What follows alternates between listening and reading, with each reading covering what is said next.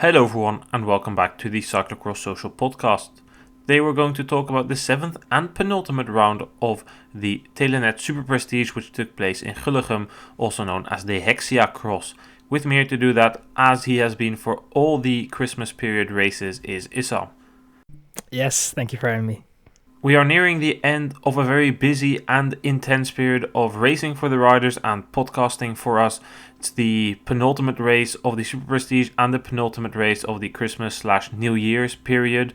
Racing went underway in Gullegem, which is located in the south of Flanders. The region is nicknamed the Texas of Flanders, and the fastest start was for Lars van Haar. He led for the first lap. We had 5 leaders after that. Besides Van Haar, there were Iserbyt, Vanthourenhout, Orts and Van Aert. Vanthourenhout then took the lead, and he was the only rider able to bunny hop the barriers. He opened the gap, and that eventually led to Van Aert needing to react. Van Aert reacted, eventually closed the gap, and that meant that both Orts and Van Haar had been dropped.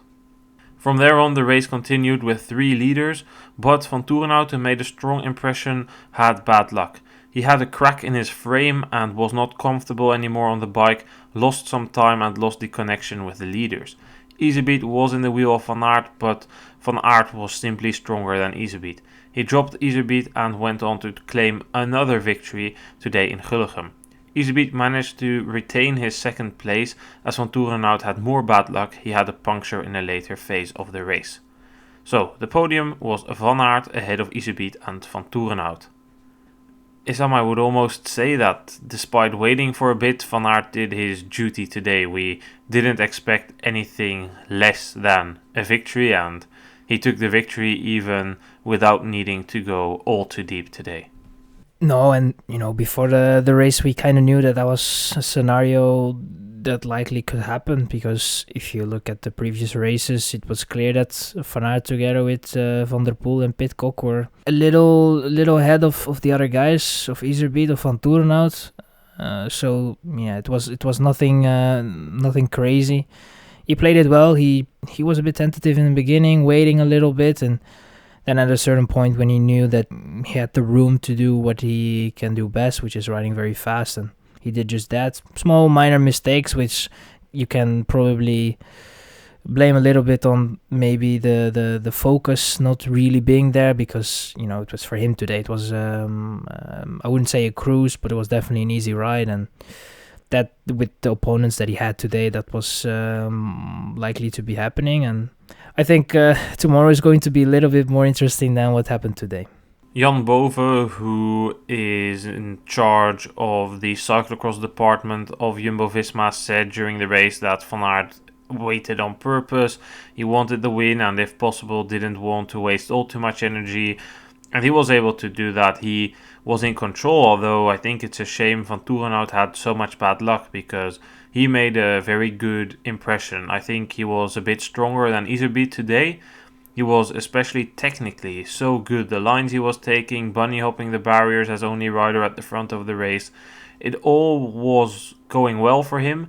I think he had the benefit of extra freshness. He didn't race since Baal, which is almost a week ago. So for him it's a normal racing period where you race every week. But the others, Iserbyt has been racing 2 times during the week, Van Aert as well. So it's definitely a advantage he had, and it seemed to work well, but very unfortunate that he had a crack in his frame, although it's not 100% certain it was that. But I mean, if his mechanic said that on the broadcast, I would believe that to be true, and it's a bit of a weird mechanical issue to have. I haven't really heard of that all too often. The puncture he had later maybe meant that he didn't close in on Iserbyt to try and fight for a second place. And if we remember back to Merckxplas, one of the first races in the Superprestige, there were questions if Vanthourenhout should have let Iserbyt ahead for the classification. Of course, things completely shifted in the classification. Vanthourenhout is the lead guy for Paul Saus in this classification. So I guess it's only fair if we throw back or bounce back that same question, but reverse it. Should Paul Saus have let Eli Iserbyt wait and give up that second place so Michael Vanthourenhout could gain another point on Lars van Haar, who ended 4th today? Yeah, I mean it's a valid question in my opinion. I think that with only one race left, you want to be as close as possible because you don't know what can happen in Middelkerke. I think I can remember a scenario about Nice. I think it was with Albert, and then it was 6 points that he was behind, and in the last race he was able to turn that around and win the Superprestige. So especially in such a classification where you can only gain 1 point per position, if you are going to be losing out by 1 point, then that could have been potentially the point that could have been given. And I think, for Iserbyt, it wouldn't have been a loss if you're going to give your second place to Vanthourenhout. And it was, in my opinion, it was possible because Van der Haar was behind them, but not that close. So it could definitely, they had 2-3 laps to coordinate something like that. But Iserbyt, as we know, is on his way back. Had some good races and probably is in a flow and doesn't run a.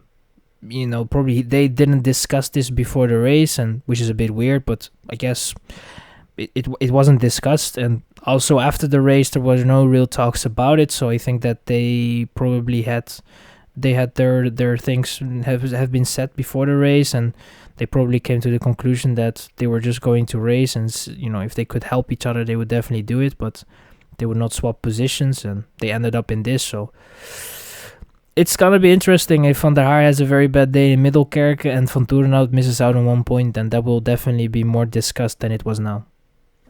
We're now in a phase in the season where it makes much more sense to implement team orders to try and secure a classification than in Merckxplas. Merckxplas was the third round, and our main argument there to not do it was that it was not a given that Iserbyt would be the leader of Pauwelshuis in this classification. It appeared to be that eventually that happened. Iserbyt wasn't the lead guy. He went into this race 2 points behind Vanthourenhout. He's now 1 point behind. I don't know if Iserbyt still has hopes that he can win the Superprestige. I mean, it will be tough for both riders. But once you come to Middelkerke, it's past the World Championships. You've had such a long and tough season. You're peaking towards the Worlds, and then you still need to go at it for 2 weekends with also the X2O trophy still on the line. I think it will be a difficult race there, and we just need to go back 2 seasons when Toon Aert went into that race having a royal lead. It was basically locked in, and then in that race Aert had such a rough day. He needed to count on Van der Haar racing him back. He ended up in a pack with some other riders in there, Hermans, Orts, Van der Putte, and then at the front of the race we had some absurd scenes with Zweig and Vanthourenhout almost coming to an absolute standstill to allow Iserbyt to come back in case Aert would stay down in 8th or 9th. Eventually, Zweig and Vanthourenhout couldn't do that for too long, and Iserbyt dropped. Aert eventually got into it better in the race. He still managed 6th, which would have, regardless of the result of Iserbyt, secured him the win. But just to say, despite it being a royal lead, you never know what happens in a race like Middelkerke at the end of the season when everyone is tired. The same goes now. Maybe Iserbyt will miss out on 1 point, but I think we should probably conclude that for the classification it would have been better if they had swapped positions. Then Vanthourenhout would have been 5 points ahead or 5 points behind Van der Haar. Van der Haar would have 5 point lead, which is still nice going into the final race, but we know that Iserbyt is the main man in the Pauwelshuis team, so no surprises on that end that Iserbyt doesn't return the favor that he usually expects to be done for him. That doesn't take away anything of the performance that Eli Iserbyt put in today, though, because he was pretty strong, and it just continues a trend of him becoming increasingly stronger over the Christmas period. Is he now your favorite for the Belgian Championships, Issam? Yeah, I think that duo, Vanthourenhout and Iserbyt, they're going to be difficult to deal with in the Belgian Championships, especially on the course like Lokeren. So I think Vanthourenhout and Pauwelshuis are happy that Iserbyt found his form back, especially Pauwelshuis, because now they actually have 2 guys that are capable of winning the championship. And I think they need to have a good internal discussion how they will be playing out each other. But I think that the form that Iserbyt is in right now, the way he is riding the last couple of races, you can definitely conclude that he is, I would say, a favorite. It's still difficult to call him a main favorite, but I definitely think that he is a favorite next to Vanthourenhout and also Zweek. Let's look at the entire top 10 then. Van Aert with the win ahead of Iserbyt and Vanthourenhout. Fourth place went to Lars van der Haar, who just again missed 1 or 2 percentage points in terms of form to compete for a podium position, kind of continuing a trend that we have seen this Christmas period, that he just comes a little bit short. Fifth place went to Kevin Kuhn ahead of Quinten Hermans and Felipe Orts. 8th went to Niels van der Putte. 9th to Lander Looks, with Curtis White ending 10th. I would like to start off with Felipe Orts in 7th place. I thought the start to his race was super strong. He maybe got a bit too excited trying to follow the leaders and blew up a little bit. But regardless of that, a strong race by him. He's very good technically. He loves some corners. Course therefore was alright for him. He can be happy with the 7th place, and I think we can say the same for Kevin Kuhn, who ends 5th today, Issam, because he did the opposite. He was off to a bit of a rough start, 9th after 2 laps, and then got into a rhythm and moved into 5th. Yeah, definitely. I think Kuhn, the start wasn't great, but then got in a rhythm, like you said, and slowly but surely moved up the field. And then at a certain point, you can see the riders in front of you with Hermans. Then he saw Orts as well, and then you know that there is a possibility of finishing in the top 5. And for Orts, I cannot blame him. He is probably with the legs that he had, he felt that he had the possibility of going with the guys, and he did just that in the beginning, but probably stayed with them just a little too long, and then it's very hard to recover your race when you are in a situation where the legs are full, where you feel that you're getting tired and there's just not much energy left, and then you basically have to survive the last part of the race. And he did that decent. It wasn't really a complete blow up, but it was definitely not a consistent race from Orts. And yeah, it's I cannot blame him. It's definitely when you are in a position where you can actually race for a podium, it's very difficult to tell yourself to not do that, because at the end of the day, these are all athletes and they all want to perform at the maximum. And if you have such a chance to be racing, then you're definitely gonna take it. And yeah, he kind of paid the price for it. I would like to end the men's side of the podcast with a mention of Curtis White, who claimed his first ever elite top 10 in Belgium today. He's having a pretty successful season, I would say. It is true that in most of the races he was beaten by Eric Brunner, but when it mattered the most, he was there to take the win. He won the national championships. He won the overall of the USCX series. I recall him winning an epic battle with Vincent Bastans in Charm City in the mud. He was there, and good to see him in the top 10. Of course, some names missing, but it's always nice to see an American rider finish in the top 10 in the elite category, and Curtis White did just so today. On to the women's race then, where Zoe Backstedt wasted no time. She took the fastest start in her new EF Education kit and put pressure on the rest. In the background there was a crash of Ribeiro, who needed to restart her race in last, but also that did not seem to bother Backstedt. She kept going, and Backstedt opened the gap on the rest.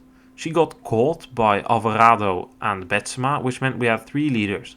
Backstedt, however, opened the gap again. However, that gap was quickly gone and her race went downhill from there. She started making too many mistakes.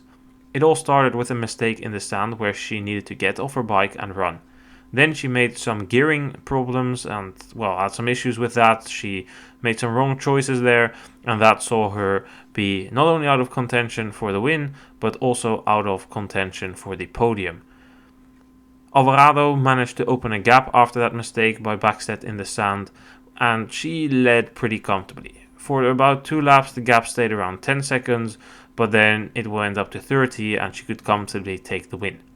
Behind, Inger van der Heijden had come back from what was not the best start, and she eventually dropped Betsema for second. So that meant that van der Heijden ended second and Betsema third. Alvarado taking the win here, Issam. Just like in the men's race, I don't think that's a surprise at all. For the entire season, when we don't have Van Anrooy, Van Empel or Pietersen at the start, it's usually Brandt and Alvarado that are the best riders.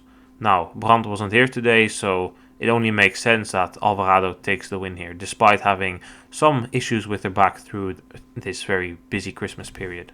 It's no surprise. Alvarado was today, in my opinion, the favorite, and if she didn't win, it would have been more a surprise than the victory. So I think that she played it well, didn't get ahead of herself at the start, paced herself quite well, and then was just able to maintain a gap and even extend it a little. So I think from Alvarado's side, perfect race, no big issues, and that's what you have to do. You have to take these opportunities and utilize them well. And it's for her, I think, those races are the races where you have to do it. And then if you have some bad luck or something, then it is a bit painful, because those are the chances that you can actually win a race. Obviously, Alvarado has some chances, but yeah, when the three are there with Van Empel, Pietersen, and Van Anrooy, then it's going to be difficult for Alvarado to be in the mix. And today they were not, so then it's very simple for Alvarado what she has to do. She has to win, and she did just that. And for the Superprestige in the classification, it's also looking very good. So that with only one race to go, also is something that is very close to take with her at the end of the season. Yeah, she now has a 4-point lead on Inger van der Heijden, who ended second today. I think van der Heijden rode a pretty good recovery race. Despite having a relatively poor start, I don't think there was much more in it for her today than second. And the course today was pretty fair, I would say. Not many mechanicals or anything, and pretty straightforward. If you were the best technically and physically, you would end up at the front today. And for Betsema, third was therefore also the maximum achievable. Physically, she's not at her best. Her own reasoning today was that she probably overtrained coming into the Christmas period. She did skip Val di Sole, but she did too much training when she was at home and therefore started this period too tired, not fresh enough, probably also due to the busy schedule she had before Val di Sole. That was, I think, the only race she skipped this season. So good to see that she now knows where she and her team made the mistake coming into this period, because it solves a bit of a mystery, because the drop in performance for Betsema this period was pretty significant. If we look at the entire top 10, we see that the podium is Dutch, Alvarado, Van der Heijden and Betsema, and that there are then no other Dutch riders in the top 10. Backstedt ended fourth, ahead of Kant, Ribeiro, Frank, Baroni, González Blanco and Annie Last. I'm not going to make a pun here saying that Annie Last is the last name in the top 10. Instead, we'll go and talk about Zoe Backstedt, because it was again a pretty good race by her. It looked like she went too deep in the early phase of the race, but still, another good result for her in the Christmas period. Yeah, absolutely. Confirming the form that she's in right now, utilizing that quite well. Probably just a little too confident at the start of the race, and maybe, like you said, going a bit too fast. But I think overall that, in the end, the result was still very good. The racing itself was also good from her side. Technically, there are still some mistakes made through the sand, in the corners sometimes, through the mud. Those are things that if she didn't make those mistakes, it would make your life a little bit easier. But I think that she can be happy with the fourth place, and take those mistakes with you and try to improve upon them in the next coming races, because you might actually end up in a situation where those mistakes can be costly for something more than what you have right now with a race in Gullegem. I think the biggest issue for Backstedt today was the sand. We know that she is not a good sand rider, and today I could pretty clearly see the reason for that. because today they were riding on Reno tire threads, which means they had a lot of profile on them. In the sand, we could see the difference between a rider like Van der Heijden and Backstedt.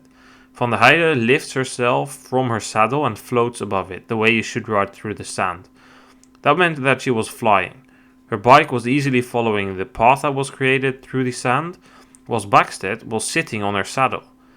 That's already not a smart idea, because you're going to force your back wheel into the sand. But, besides that, on the Reno tire thread, you're just going to become a tractor. You're going to plow yourself into the sand, and it's going to become more difficult to stay in the rut. That was what formed the biggest issue for Backstedt in the sand today.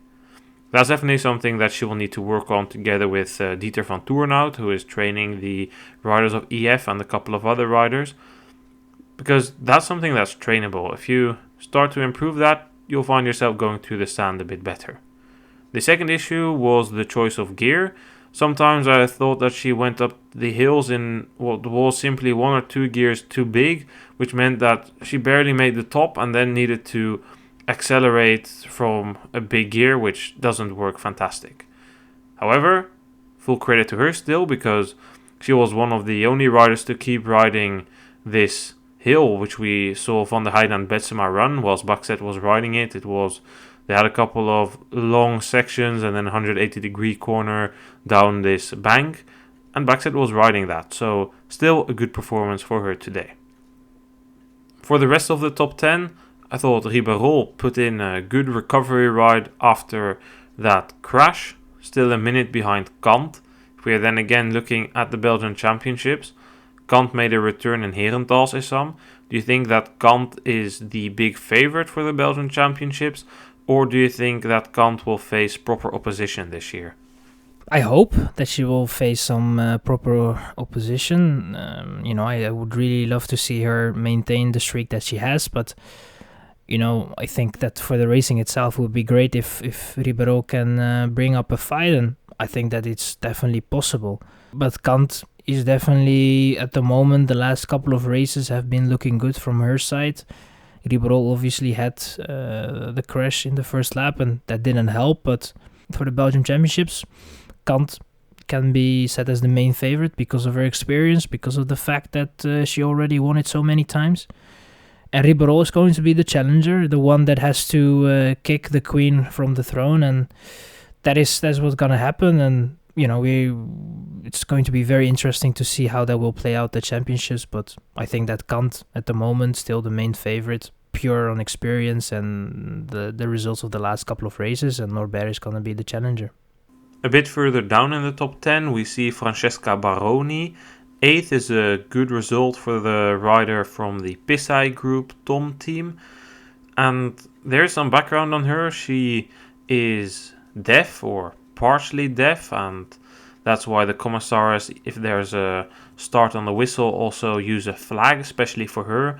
I think I already told this story around Beringen or Kruijbeke all the way at the start of the season, but I'll bring it up again here. And then finally, Annie Last ends 10th, and she had a pretty good mountain bike season, top 10 at the Worlds, and I don't remember the exact details, but I think she was close to a podium probably in the short track race, or maybe it was the cross country, but had a puncture or a mechanical. At least I recall seeing her go very well there. So now we also see her end in the top 10 of what is a pretty weak start field here in Gullegem, but that doesn't matter because we've seen that in some races with better start list, Baal, Herentals, both 15th places.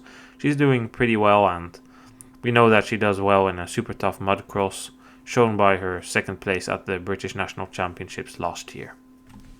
Speaking about Britain, there was racing in Clanfield. The Clanfield C2 cross took place. It looked to be an insanely tough cross with Joseph Blackmore winning the men's race, 1.5 minutes ahead of Thomas Mean. Toby Barnes ended third, 4 minutes down. Cameron Mason crashed and needed to withdraw from the race.